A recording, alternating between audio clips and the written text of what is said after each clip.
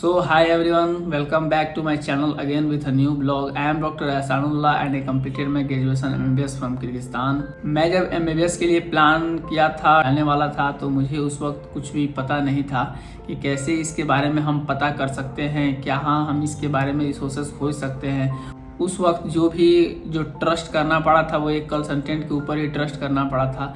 लेकिन ये भी एक सबसे बड़ी समस्या थी कि किसी कंसल्टेंट के ऊपर ट्रस्ट करना बहुत ही बड़ी बात होती है एक मिडिल क्लास फैमिली के लिए, और उसे पूरा पेमेंट इंडिया में देने के लिए, जो कि अप्रॉक्स उस वक्त हमने इंडिया में पे किया था, approx 5 lakh rupees Indian currency में पे किया था।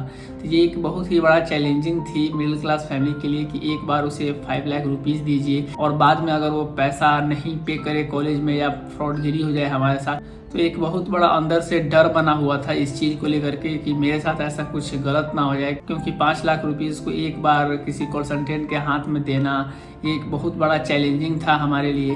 हमने उस पे ऊपर भरोसा किया और उसने हमें जो कॉलेज के बारे में बताया था तो वहाँ ही भेजा। ऐसा कोई हमारे साथ फ्रॉडगिरी या कुछ नहीं हुआ था।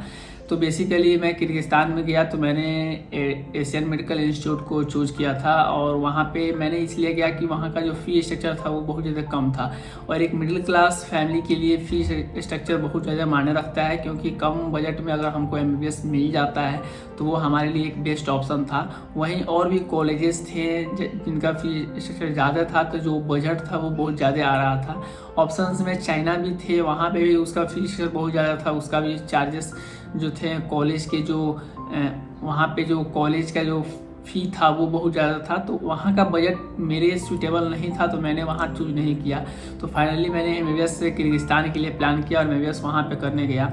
वहाँ पे जैसे मैं MBBS करने गया तो फिर उसके बाद क्या हुआ कि बहुत सारे ऐसा चीज़ जो थे मेरे मन में, डाउट्स वगैरह भी थे, जैसे कि रैगिंग के बारे में क्या होता है, सीनियर्स के साथ कैसे इंट्रैक्शंस करते हैं, कैसे बिहेव होगा वहाँ पे, क्योंकि मैं एक ऑलरेडी फ्रेशर्स था और वहाँ पे जाने के बाद बहुत सारा डरा हुआ था।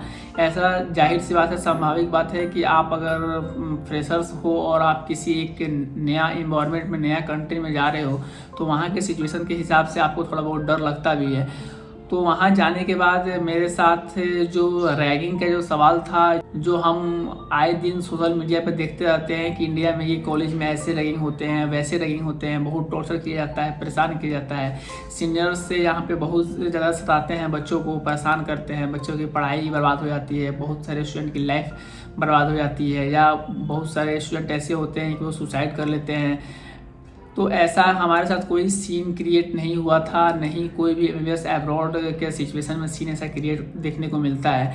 जहाँ तक बात है इंडिया के मेडिकल कॉलेज में, तो इंडिया के मेडिकल कॉलेज में आपको रैगिंग के जो केसेस है वो देखने को मिलते हैं थोड़े बहुत।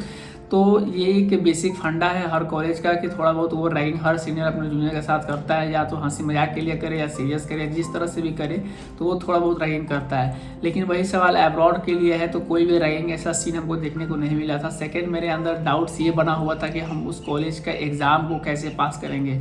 अब एग्ज़ाम का जहाँ बात है तो अब्रॉड में उतना हार्ड एग्ज़ाम नहीं होता है, एक नॉर्मल तरह से एग्ज़ाम होता है जो कि आप आसानी तरीके से पास कर लीजिएगा। तो मैंने जैसे जैसे अपने MBBS के ड्यूरेशन को कंप्लीट करते गया, फर्स्ट ईयर में कंप्लीट किया, सेकेंड ईयर कंप्लीट किया, थर्ड अटेम्प्ट कंप्लीट किया, तो मैंने ये अनुभव किया कि जो ये एग्ज़ाम्स और जो सिलेबस जो हमें पढ़ाई जा रही है MBBS अब्रॉड में, ये हमारे लिए बेसिक नहीं है कि हम इस पे FMG को क्रैक कर पाएँ। तो इसके लिए हमें एक्स्ट्रा एफर्ट करना पड़ेगा, हमें इसके लिए एक्स्ट्रा मेहनत करना पड़ेगा और एक्स्ट्रा रिसोर्सेज खोजना पड़ेगा। उस वक्त मेरे अंदर उतना भी नॉलेज नहीं था कि हम कैसे इसके ऊपर रिसोर्सेज को खोजें, कैसे हम सारी चीज़ को यूटिलाइज करें, हम इसे पढ़ पाएँ और एक बढ़िया से समझ पाएँ। क्योंकि MBBS जितना वर्ड इतना आसान है बोलने में, उतना ये शायद करने में बहुत ज़्यादा मुश्किल है। एक 19 सब्जेक्ट को कवर करना, उसको हर एक चीज़ को याद करना, फिर FMG के एग्ज़ाम के लिए प्रिपरेशन करना बहुत ज़्यादा कट है। लेकिन अब्रॉड के अंदर क्या है कि सिर्फ ये 19 सब्जेक्ट्स ही नहीं, इसके अलावा आपको एक्स्ट्रा सब्जेक्ट्स भी बहुत ज़्यादा देने पड़ते हैं, और वहाँ पे इतना एक्स्ट्रा सब्जेक्ट्स पढ़ते हैं कि उसकी वजह से आपको टाइम नहीं मिलता है।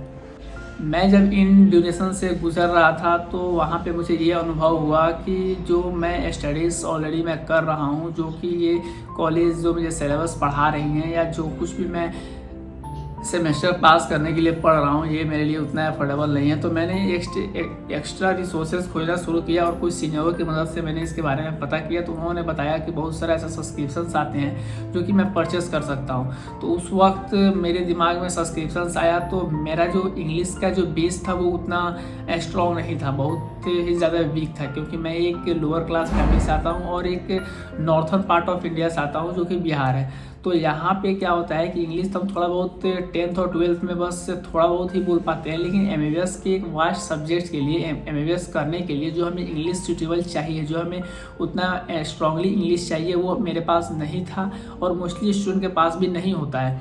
तो मैंने प्रेप रीडर को चूज किया क्योंकि इसके अंदर ऑप्शंस ये थे कि वहाँ पे जो ऑप्शंस है वो इंग्लिश और हिंदी दोनों के ऑप्शंस थे। तो मुझे बहुत सा यहाँ से हेल्प मिला, बहुत सपोर्ट मिला कि मैं उस चीज़ को हिंदी में, अपने मातृभाषा में मैं उस चीज़ को गेन कर सकता हूँ, समझ सकता हूँ। पहले अगर मैं कोई चीज़ को समझ पाता हूँ तो फिर धीरे धीरे मैं उसके ऊपर मेहनत करता हूँ, उसे रिवीजन करता हूँ बार बार, तो धीरे धीरे इंग्लिश भी हमको आने लगेगी और ये एक तरह से मेरे अंदर काम करने लगा। लेकिन जो कंसिस्टेंसी जो था वो मेरे अंदर बना नहीं, क्योंकि मैंने उतना एफर्ट नहीं किया था किसी भी ड्यूरेशन में कि मैं अप्रॉक्स 10 आवर्स या 12 आवर्स की स्टडी करूँ। एमबीबीएस अब्रॉड के लिए बेसिक थिंग्स ये है कि हम वहाँ पे जाते हैं तो हमें लगता है कि हमें एक भरपूर समय मिलता है, बहुत ही ज़्यादा हमारे पास एक ब्रॉड टाइम मिलता है, लेकिन ऐसा नहीं है। कभी कभी क्या होता है कि हम सुबह की नाश्ता तक भी नहीं करते हैं, दोपहर की लंच भी नहीं करते हैं। सिर्फ अगर हमें एक परफेक्ट टाइम का भोजन जो मिलता है वो होता है कि रात का बस डिनर सुकून से मिल पाता है। अब इसके पीछे भी बहुत सारे कारण हैं। मान लीजिए कि अगर आप 2nd ईयर 3rd ईयर में हैं और आपका क्लासेस से किसी और हॉस्पिटल में लगाया गया है या कहीं और आपका क्लासेस लगाया गया है जो मेन कैंपस से हट करके है, तो उस ड्यूरेशन में क्या होता है कि आपको एक तो ठंड के मौसम में जहाँ पे टेम्परेचर -20 डिग्री से लेकर -25 डिग्री के आसपास रहता है और आपकी क्लासेस जो है वो 8 AM या 8:30 AM सुबह में ही लगा दी जाती है और वहाँ पहुँचने के लिए अप्रॉक्स आपको 1 आवर से 2 आवर का समय लगता है। तो उसके लिए आपको सबसे ज़रूरी है कि 7 बजे या आप 6:30 बजे सुबह में उठिएगा और 6:30 बजे सुबह में उठ करके नाश्ता बनाना, नाश्ता करना, ये एक बहुत बड़ा चैलेंजिंग होता है। और अगर हम ये सोचते हैं कि चलो हम नाश्ता अगर नहीं बना पाते हैं, नाश्ता नहीं कर पाते हैं, हम किसी बाहर से खा लेते हैं, तो वहाँ का जो कल्चर है वो हमारे इंडियन जैसा नहीं है। हम इंडिया में बहुत कुछ ऐसा चीज़ हमको मिल जाता है जो कि हम नाश्ते में आसानी से कर लेते हैं, या रोड साइड या स्ट्रीट साइड से या रेस्टोरेंट में छोटे मोटे वहाँ पे भी हमको आसानी से प्रोवाइड हो जाता है। लेकिन वहाँ पे ये सब कल्चर नहीं है, वहाँ का लोग कुछ और ही खाते हैं। हम इंडियंस के लिए सबसे बड़ा एक चैलेंजिंग ये हो जाता है कि हमें जो फूड चाहिए वो बहुत ही बड़ा समस्या हो जाता है। तो नाश्ता एक तरह से बहुत सारे स्टूडेंट को नहीं मिल पाता है टाइम पर और धीरे धीरे समय बीतता गया। फिर एग्ज़ाम्स के समय आते गए, हमने एग्ज़ाम्स के बारे में ही प्रिपरेशन किया, एग्ज़ाम्स को दिया, क्रैक किया, फिर पास हुए, सीनियर के साथ इंटरेक्शन हुआ। किर्गिस्तान बहुत ऐसा खूबसूरत जगह है, वहाँ पे घूमने का ऑफ़र मिला, एक नया इन्वायरमेंट मिला, नया कुछ सीखने को मिला। तो ऐसा बहुत कुछ था मेरे एमबीबीएस के ड्यूरेशन में जो कि मैंने वहाँ पे देखा और अनुभव भी किया। तो होप्स आपको ये वीडियो अच्छा लगा हो, पसंद आया हो, जो कि मैंने क्या अनुभव किया था इस ड्यूरेशन में, एग्जाम्स को लेकर के, सीनियर्स को लेकर के, रैंकिंग को लेकर के, जो कुछ भी था मैंने आपके सामने रखा। अगर आपको ये वीडियो पसंद आया हो तो प्लीज़ वीडियो को शेयर जरूर कीजिएगा, चैनल पर नया सब्सक्राइब कर लीजिएगा। तो फिर मिलते हैं नेक्स्ट वीडियो में एक नया वीडियो के साथ। तब तक के लिए धन्यवाद।